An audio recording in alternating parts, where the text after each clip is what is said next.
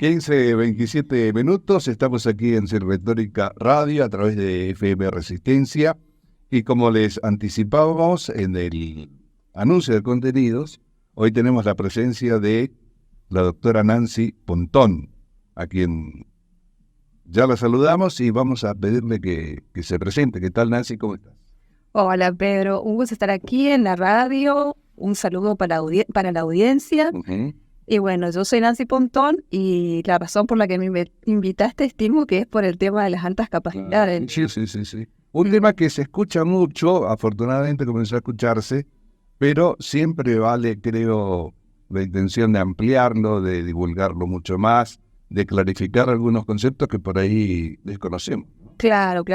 Bueno, yo lo que te puedo decir para que la audiencia comprenda, porque tal vez hay alguien que nunca escuchó hablar de altas capacidades, es que es una forma de neurodivergencia. Uh-huh. Y bueno, ahí por ahí cuando se dice neurodivergencia, bueno, ¿qué es la neurodivergencia? Y por ahí se confunde con el tema de la neurodiversidad.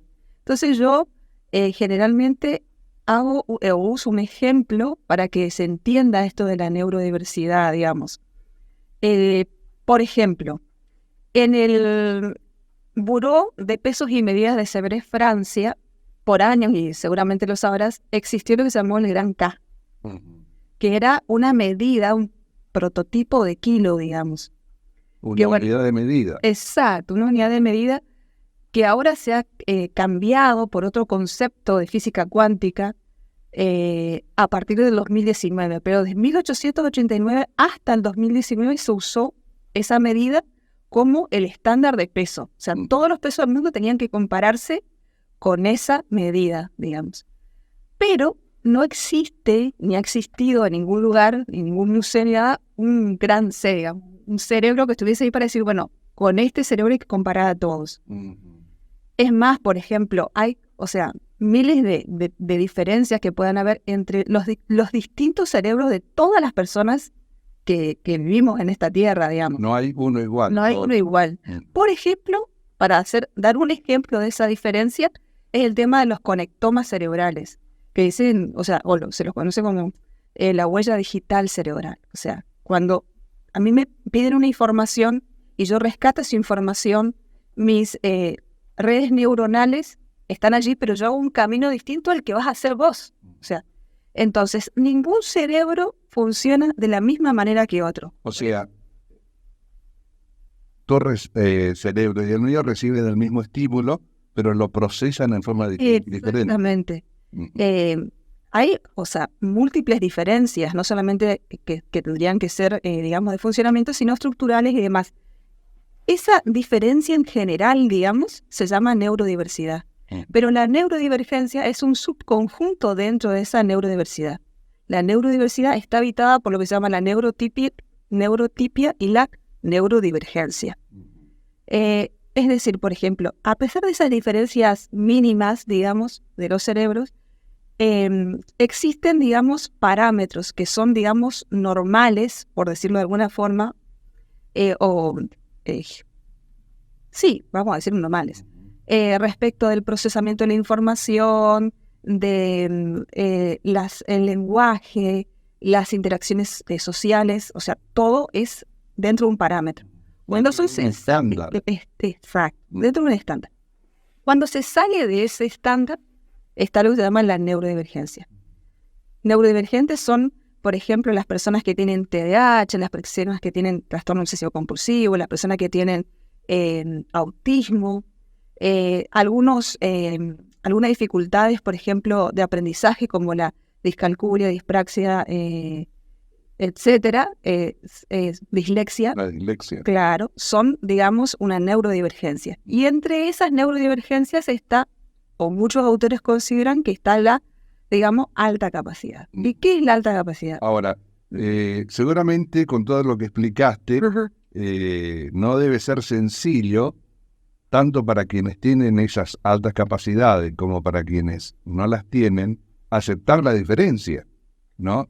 Es diferente la otra persona de lo que supuestamente es normal, entre comillas. Claro, y generalmente sabéis que se considera como una ventaja, y no siempre es así, porque hay que hacer una disquisición acá. Yo te decía, bueno, la alta capacidad. Bueno, la alta capacidad son capacidades excepcionales en una o más funciones cognitivas o áreas del conocimiento. Funciones cognitivas, el aprendizaje, la memoria, el lenguaje, las funciones ejecutivas, la cognición social, digamos, las habilidades visoespaciales, etcétera, ¿sí?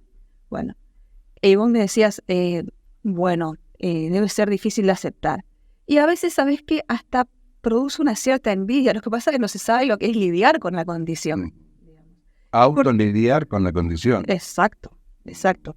Porque vos tenés una serie de recursos que son, digamos, intelectuales, una mayor cociente en cierta medida, mayor comprensión o análisis, una serie de cuestiones, pero a la vez tenés una extrema sensibilidad, una extrema emocionalidad, reactividad afectiva. Pros y contras. Exactamente, una serie de cuestiones y no es fácil lidiar con eso. Ahora, como para ubicarnos y que mucha gente también puede hacerlo, ¿no? Altas capacidades es confundida o son confundidas a veces con los niños prodigios o los que tienen superinteligencia, pero no es eso. En una parte sí. Ajá. Lo que pasa es que la alta inteligencia comprende lo que es la precocidad, el talento y la dotación o superdotación, ¿sí? Y después, dentro de la dotación o de la alta capacidad hay que hacer una diferenciación con el tema de los prodigios y los genios. Vamos a ir despacito, digamos. Sí. Bueno, precocidad es un niño que alcanza ciertos hitos, por ejemplo, del desarrollo antes que el resto. Camina antes, habla antes, escribe antes, pero... Eso es precocidad. Eso es precocidad, y siempre se habla de niñez, ¿no es cierto? Pero hay niños que en una cierta edad se estabilizan con el resto. Eso significa que no todo niño que es precoz va a tener o va a desarrollar una alta capacidad. Bueno, eso por un lado. Después tenés el talento. El talento puede ser un talento simple o múltiplo complejo, digamos. ¿Cuál es la diferencia? Es cuando una persona se destaca, digamos, por ejemplo, en un área específica. Eso sería un talento simple. Si hay varias áreas en las que se destaca, hay un talento múltiple. Y cuando hay una multipotencialidad, hay una capacidad de destacarse en casi todas las áreas, es más homogénea, digamos, esa posibilidad de destacarse, ahí estamos ante una persona que tiene dotación. Como me decía, el prodigio y el genio. Bueno, el prodigio es generalmente un niño, alguien de corta edad, que alcanza, digamos, o muestra una capacidad como la de un adulto. Por ejemplo, Mozart, qué sé yo. Sí. Algunos de estos genios, de estos niños que vos ves que tocan el piano maravillosamente, o que, no sé, desde chicos, o que tienen una voz que, un alma vieja, está cantando ópera, qué sé yo, no sé, bueno, tiene un talento específico, digamos. Pero después tenés el genio, que tiene que ver más bien con el resultado, con lo que logró esa persona, que obviamente está dentro del rango de las altas capacidades, generalmente dentro de la dotación, pero a la vez hizo algo, con lo que benefició a toda la humanidad. Einstein, qué sé yo, o Da Vinci, que bueno, era un genio en todo, es obvio que era genio en muchas áreas, genio por eso. Nancy, vos sos una persona con altas capacidades. Sí. Ajá. Sí.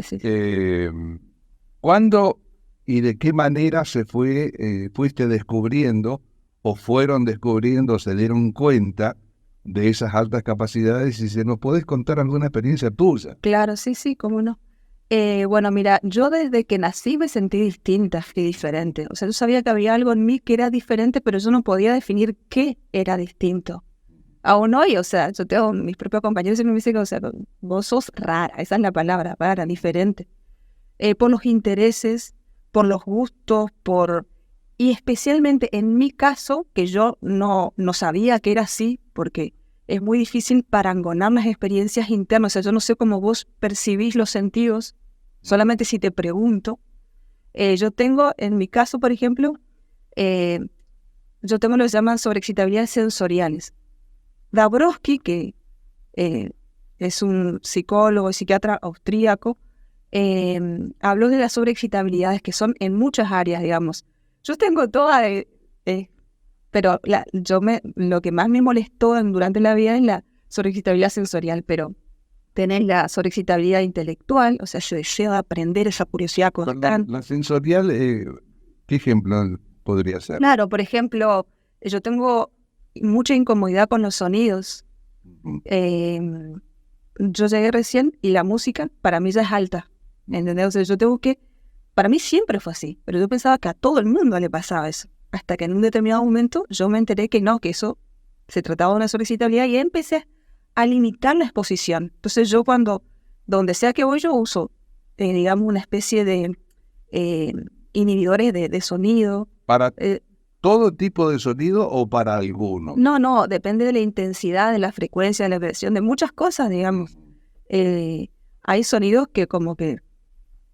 La reviento. Sí, y hay otros que, bueno, o sea, son tolerables. Hay alguna música que a mí me gusta que también la puedo escuchar en un nivel más, pero tendrá que ver con la frecuencia de la música. Hay un montón de cuestiones, ¿no? Pero vos me decías cómo llegué a esto. Perdona, el tema del sonido. Leí también que hay quienes tienen inconvenientes con la luz. Yo tengo todo, yo tengo con la luz. Vos sos completo. Sí, Vos sos bingo. Todo, pues todo. No, o sea, yo tengo una incomodidad con la luz que siempre la tuve, pero que, bueno, o sea, yo decía, bueno, hay que bancarse, es así el mundo, o sea, para mí era así. Tengo táctil también, o sea, hay ciertos géneros de ropa que yo no, o sea, me incomodan mucho. Te cuento una experiencia. No podés tocar. No, o sea, eso sería ya un desorden de procesamiento sensorial táctil, digamos.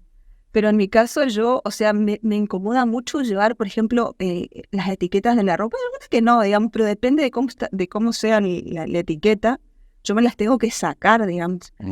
O ciertos géneros que son rugosos. O el mismo jean, por ejemplo, viste que el jean ajustado. O sea, y en esto, mira, te voy a usar un ejemplo. Hace un tiempo atrás, Májo Lozano, no sé si lo ubicás, la periodista, sí. Ella dijo que tenía, que ella es autista, que tiene un grado de autismo. Entonces ella dijo, a mí me incomoda el color rojo y me molesta incluso usarlo. Entonces después sacaron fotos de, mirá, qué mentirosa usa, qué sé yo.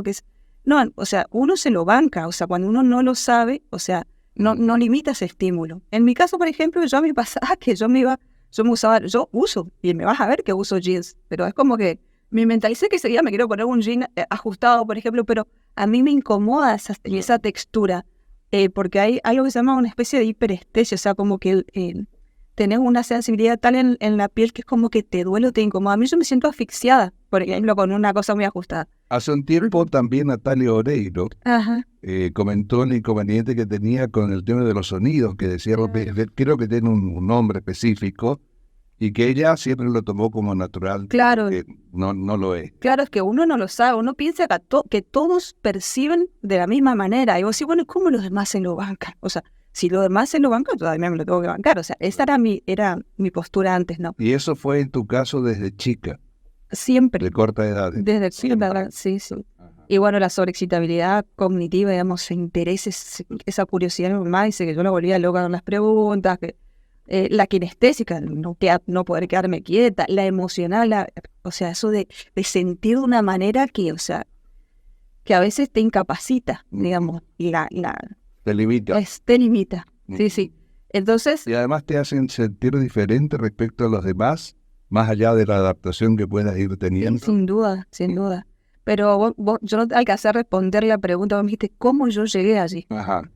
Y es que, bueno, después de sentirme extraña, diferente, un sapo, otro pozo en toda mi vida, en un determinado momento, un amigo que, bueno, hoy ya estoy autorizada a decir quién es, porque antes me decían, no diga, es como que no quería asumir su alta capacidad, que es Ale Acosta, no sé si lo ubicás. Bueno, Ale me habló de las altas capacidades. Un día estábamos hablando y me dice, ¿sabes que yo descubrí que tengo altas capacidades y vos tenés altas capacidades? Yo digo, ay, ¿qué me estás hablando? Y cuando él me empieza a decir un montón de cosas, o sea, en vos es obvio, pero yo no tengo altas capacidades. Vos tenés altas capacidades. Y porque una cosa que pasa a veces es que uno se siente atraído a esas personas porque hay una especie de algo que vos intuís que el otro, y sobre todo las conversaciones que puedes desarrollar con esa persona, que a vos te atraen. El resto a lo mejor vos pero como que te cuesta a lo mejor, porque no son los mismos intereses. Una sintonía especial. Una sintonía especial y esta. Entonces, cuando alguien me dijo eso, yo primero lo negué, digamos, pero como que me picó el bichito de la curiosidad. Y nosotros tenemos eso de ser autodidactas, o sea, investigamos, vamos hasta el hueso, investigamos. Por eso yo me puse a leer. Además, ahora con Doctor Google Sí, o sea, ojalá yo hubiese tenido en mi infancia eso, ¿sabes? Que hubiese aprendido un montón de cosas. Porque yo uso la tecnología para aprender, digamos. Claro. O sea, ahí está mi sobreexcitabilidad cognitiva, digamos, re contenta. Satisfecha. Súper satisfecha. Bueno, la cuestión es que yo me pongo a investigar y por 2 años empecé a estudiar, a mirar, a leer. Yo soy muy auditiva, yo voy en el auto, voy escuchando algo, voy aprendiendo algo. Bueno, todo el tiempo era aprender sobre altas capacidades. Y bueno, yo decía, tiene muchas características que se asemejan a las mías, digamos. Y en un punto, digamos, yo dije, pero hay características del autismo que yo presento, como este tema de las sobreexcitabilidades sensoriales, digamos, que tienen que ver con todos los sentidos, ¿no? O algunos, en mi caso todos.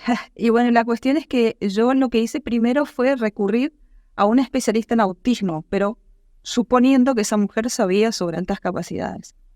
Entonces es como que ella estaba dubitativa. Sí, tenía algunas cosas, pero no sé, bueno, es lo que pasa muy comúnmente, porque tanto a nivel educativo como a nivel médico, o sea, en la parte de salud, las currículas no están preparadas con este tema. O sea, se prepara a los profesionales, no están actualizadas, la gente no conoce, aparte que es algo que se viene hablando más recientemente, digamos. Claro.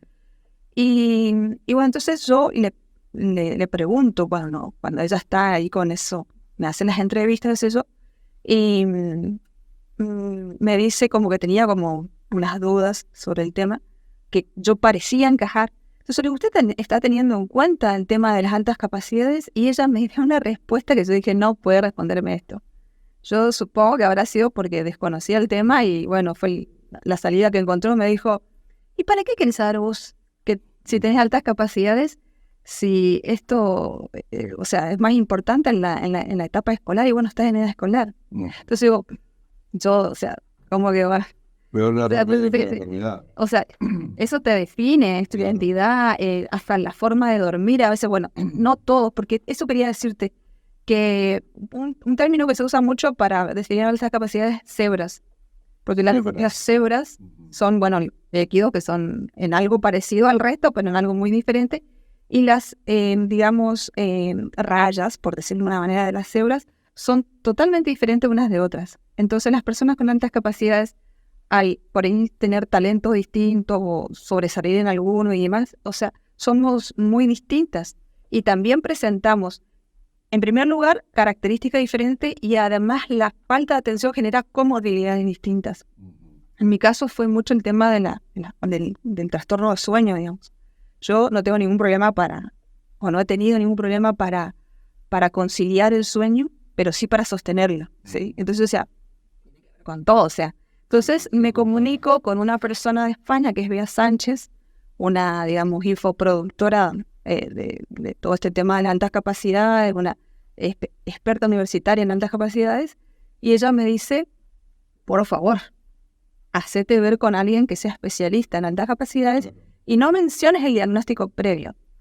Entonces me contacta, me dice, te contacto con alguien del otro lado, me dice, del mundo, anda allá a México, me manda a México, pues no conocí a alguien acá. Me contacto con la gente de México y de México me mandan a Gretel Hernández, que es, digamos, una especialista en altas capacidades argentina, con la que, bueno, yo sigo en contacto y sigo, digamos, ella sigue siendo mi terapeuta. Esto hace suponer que muchísimas personas con altas capacidades inician un peregrinaje de consulta con diferentes profesionales sin que ninguno sepa tal vez Exacto. de qué es lo que se está hablando, ¿no? Exactamente. Es más, o sea, hay muchos niños perdidos, como los denomina Jan Xiaofa Qin, que es la autora del libro Demasiado inteligente para ser feliz. Hay muchísimas personas adultas. Esto que vos mencionas del peregrinaje pasan los niños, pero hay muchas personas adultas que están mal diagnosticadas con autismo, con, qué sé yo, bipolaridad, esto, lo otro, porque es como que la forma en que se presenta y la personalidad que puede desarrollar más ante la falta de atención una persona con altas capacidades, puede llegar a pensar que es otra cosa. Entonces se los diagnostica mal. Y acá en la Argentina, en Chaco específicamente, comenzó a organizarse un grupo de personas como para dar respuestas a quienes, como en tu caso no lo tenías en el comienzo ni lo sabías, que presentan la posibilidad de alta capacidad. Claro, mira, en Argentina, hay varias asociaciones, fundaciones. Por ejemplo, Gretel tiene una fundación que se llama Soy Superdotado, digamos. Y ellos, difunden la temática, ella hace las evaluaciones. Pero yo, por ejemplo, conocí una asociación, que es la Asociación Altas Capacidades Argentina, con la que ahora estoy colaborando como voluntaria, en la parte legal, haciendo todo este tema de la difusión. Y en esto quería decirte algo, ¿no? Que cuando yo llego a este diagnóstico, yo tenía dos posibilidades.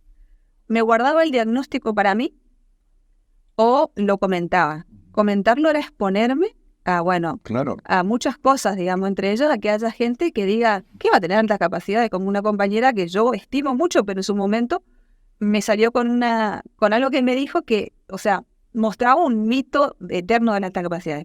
¿Qué vas a decir que tenés altas capacidades si vos estás trabajando? Porque yo soy abogada y trabajo en la administración pública.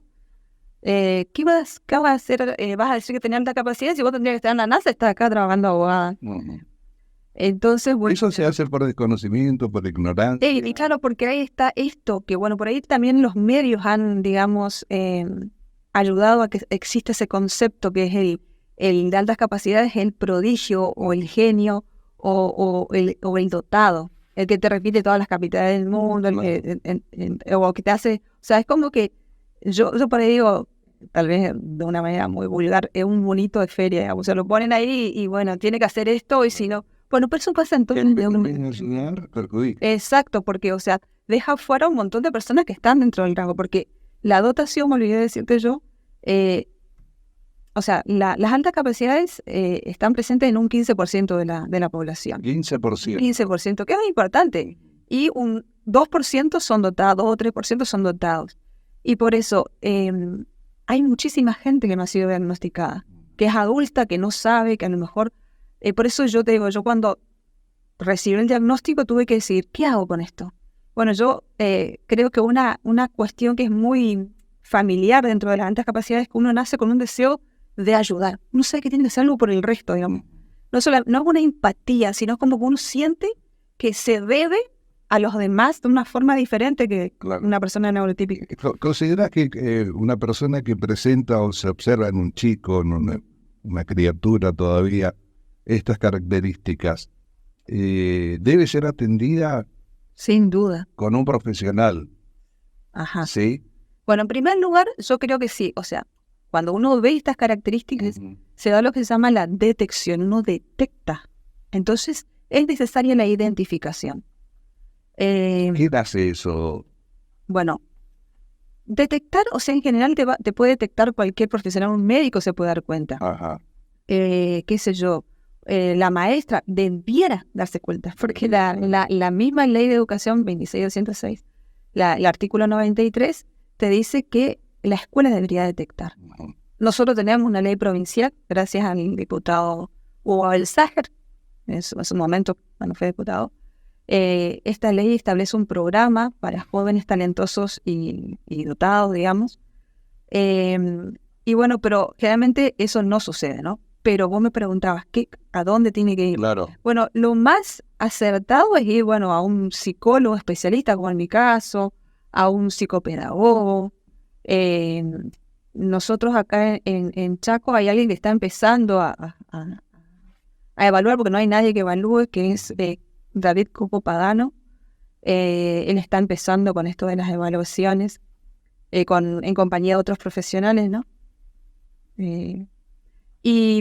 Pero es indispensable esto. En primer lugar, porque te brinda muchísima información, porque te va a decir, qué talentos presenta, o si es una persona dotada, cuál es su forma de aprendizaje, Y si es que, qué estrategias usar. claro, y si es que tiene también altas capacidades, porque tal vez no las Puede ser que tendría. no las tenga, ¿no? Ajá. Claro, eso es el miedo que o sea, uno enfrenta cuando sos adulto, digamos. Claro. Y si me vuelvo profesional, de decirle que tengo la soberbia de pensar que tengo altas capacidades y resulta que no, digamos. Pero se corre el riesgo, como decís, que Exacto. puede pasar que personas mayores hoy, sin ese diagnóstico, hasta estén medicadas por otros temas que no lo Totalmente, dicen, ¿no? totalmente. Hay personas que se adaptan, digamos, pero Se acostumbran a eso. no, que se acostumbran, digamos, o sea, o que se adaptan mejor, digamos, tal vez porque, o sea, a ver, si bien esto es algo genético, hay cuestiones ambientales que tienen mucho que ver y sobre todo, o sea,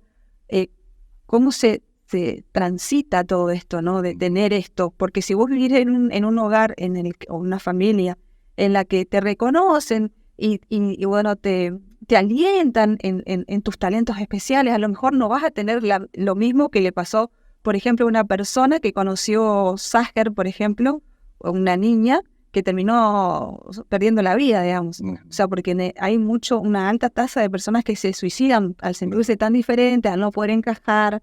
O sea, el acompañamiento y la contención Impensable. indispensable. Claro. Ajá. Y quienes deben interesarse o quieren interesarse más, hay páginas especializadas. Totalmente. Por ejemplo, en mi caso, yo que te voy a hablar de la Asociación Alta Capacidad, no porque yo estoy en conexión con ellos, estoy participando con ellos en redes, ya sea Facebook, Instagram, incluso hay en Twinkle información, está Asociación Altas Capacidades Argentina. Y allí, o sea, están todos los datos para conectarse, los teléfonos. Incluso nosotros brindamos un asesoramiento legal, digamos, para las personas que, o sea, que tienen muchas dificultades, porque a veces sucede esto, que el niño de altas capacidades no es precisamente el que destaca académicamente. Entonces, es el disruptivo, es el que no acepta la orden, el que te contradice. Entonces, bueno, cuando vos haces el diagnóstico por fuera, digamos, y llevas un diagnóstico de un profesional, a veces te dicen, pero a mí no me parece que tenga altas capacidades. O sea, ¿cómo puede ser que tenga altas capacidades y que no rinda académicamente? Por ejemplo? Pero puede ser un chico que tenga un talento musical o creativo enorme y no tenga talento académico. Porque aparte, viste que yo te decía, por ejemplo, que hay gente que es más adaptativa. O sea, hay gente que tiene un cociente intelectual alto, pero no es cualitativamente distinto. Claro, tiene esta conjunción entre lo del cociente intelectual alto más todas las otras cuestiones. La alta sensibilidad, emotividad, percepción de los sentidos amplificada, además. Nancy, se nos fue el tiempo, charlamos media hora. Wow. Y la idea que tenemos siempre es la de brindar algún tipo de dato o que sea significativo para alguien y que le despierte, ¿no? Y diga, mira, o sea, dar algún servicio, que es uno de los temas de los medios de comunicación. Así que reiteramos entonces con quiénes podrían averiguar o tener más información. Acá, bueno, yo dije la Asociación Altas Capacidades Argentina, pero acá en Chaco, vos me habías preguntado en Chaco, yo no te terminé de responder. Está la delegación, que yo compongo también la delegación. Está bien. Están David Cocopadano, está Victoria Luque, Soledad Ambrogio y yo, digamos. Yo siempre digo que cualquiera que quiera se contacte conmigo vía, por ejemplo, yo de las redes sociales soy un poco más anticuada, uso más el Facebook. Sí. Que me escriba al Facebook, pero que me escriba y me diga, quiero contactarme por esto, porque yo, como por ahí publico cosas personales, o sea, que sea específico. Acepto, digamos, la amistad. Lo que es, digamos, de interés general, yo lo pongo público, digamos. Pero que sea específico en la necesidad. Necesito contactarme por tal tema. Hay mucha gente que se ha contactado, incluso gente de Santa Fe y demás, por el tema, y bueno, se los direcciona, se les explica, se les ayuda. Nancy, muchísimas gracias por esta visita, la aceptación de la invitación primero. Ojalá que sea útil, esperemos que sí, y que tengas mucha suerte. Bueno, muchísimas gracias. Gracias por la invitación y gracias por comprometerte con la temática. Gracias a vos. Nancy Pontón, la doctora Nancy Pontón con nosotros aquí en Ciro Retórica. Nos vamos. Gracias por la audiencia, gracias Julio Chicolani en la operación técnica y nos veremos mañana a partir de las 14.